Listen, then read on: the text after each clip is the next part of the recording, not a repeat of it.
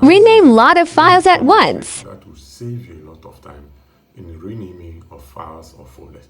So you have the video folder here. I have a lot of files or folders here. So I want to rename all these files at once with a certain convention. Okay, the first thing you have to do is click on the first folder here and go down to your keyboard and press on Control Alt Shift.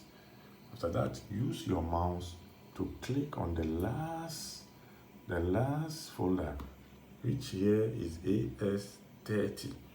So after that, you will see that it has just selected all. Have you seen? So after that, you come to the first folder, you right click, go to rename and insert what you want. Let's say GH. Okay, after GH, use your keyboard, go to tab, just press on tab once. Okay,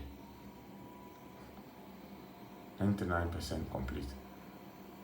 Less than a minute, you have renamed more than 30 folders.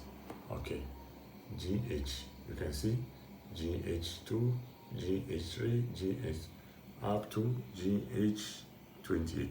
So thank you. If you enjoy it, subscribe to our channel.